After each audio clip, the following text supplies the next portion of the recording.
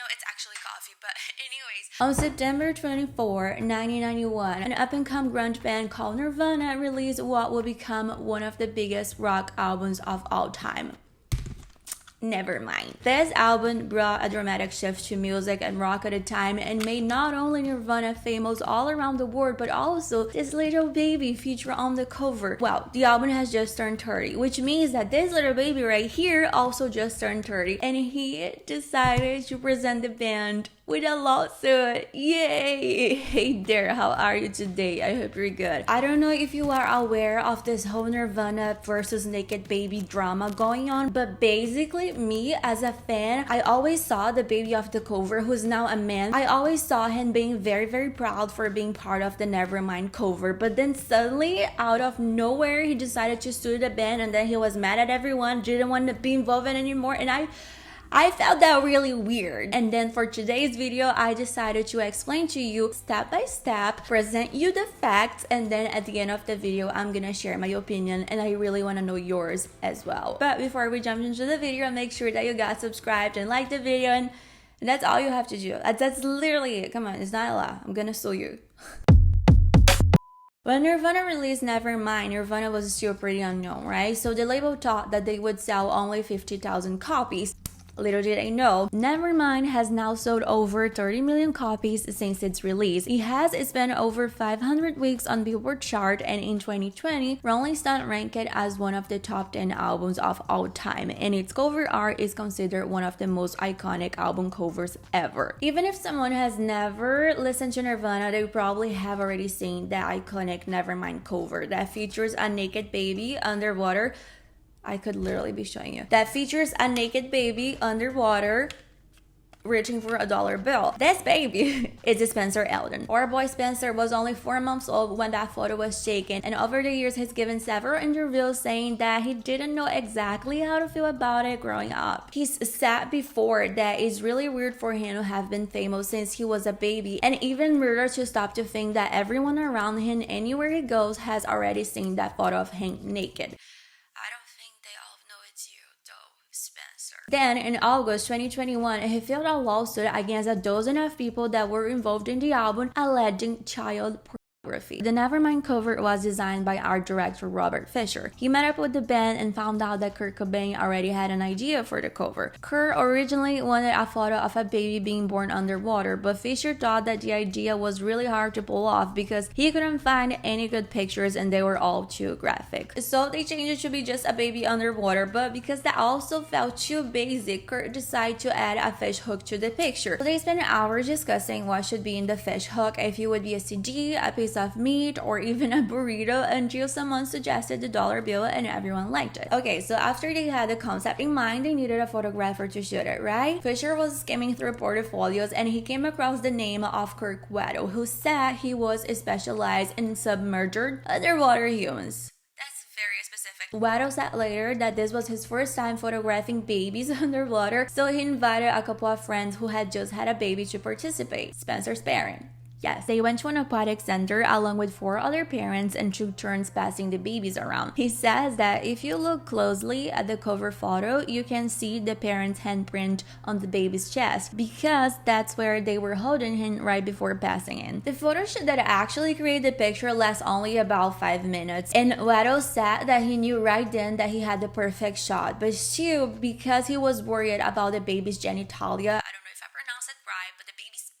because he was worried about that showing in the picture, he later went to a kids' swim school and took more pictures of more babies. But in the end, Fisher, the art director, picked the original photo with Spencer because to him, after nearly 50 frames, that one was perfect. The positioning, the look on the baby's face, the way that his arms were stretched out like he was reaching for something, everything about it was just perfect, he said in an interview. The album became so successful and the photo so iconic that Weddle, the photographer, was later called back to do an underwater photo photo shoot with Nirvana, which he described as a hairy job because the band was on tour and they scheduled the photo shoot for the morning, so everyone was tired and sort of in a bad mood. He said that at one point Kurt even got some bathrobes and took a nap and no one wanted to wake him up. And not only that, it was a cold day and the water was so cold, so no one wanted to get in the pool for the pictures. So in the end, not even the label liked the photos that much, but nowadays they're considered iconic. Weddle said that he was paid $1,000 for the photo shoot, including the equipment and the rescue diver he had to hire for security. And according to Rick Elden, who's Spencer's father, they were paid $200 for participating. Let's just keep in mind that Nirvana wasn't that big at all. It was early 90s and he was just participating. Okay, in an interview, Rick said that the Eldens kind of forgot about the pictures until 3 months later when they saw a 9x9 footprint of the Nevermind cover across Tower Records. 2 months later, Geffen Records, which was Nirvana's label at the time, sent Spencer a platinum album and a teddy bear as gifts. Over the years, Spencer has recreated the photos to celebrate the album's anniversaries. He even did some photos with Weddle, who up until recently always said he was too close to the Elden family and that he was even surprised with how cool everyone was about it. Spencer has also called the cover concept a genius idea and even has a Nevermind tattoo on his chest. But he's always been very open about how uncomfortable he was for never making any money of it, never being paid anything besides the $200 and the gifts. In 2016, when Nevermind turned 25, he tried to contact both David Grohl and Krist Novoselic but was never able to meet them. And at that point, he had already tried to pursue legal action against Geffen Records to try to get some compensation for his role in Nevermind, but he was unsuccessful. He told Time in 2016 that it's hard not to get upset when you know how much money was involved. When I go to a baseball game and I think about it, like, man, everybody at this baseball game has probably already seen my little baby penis. I feel like I got part of my human rights revoked. I mean, I understand where he's coming from and I low-key think that he had a point, but fast forward to 2021, things got really intense. Spencer Elden is now asking at least $150,000 from each of the defendants, including Dave Grohl and Krist Novoselic, the art director Robert Fisher, and even the photographer Kurt Weddle. He's also suing existing and defunct record companies that released the album since 1991.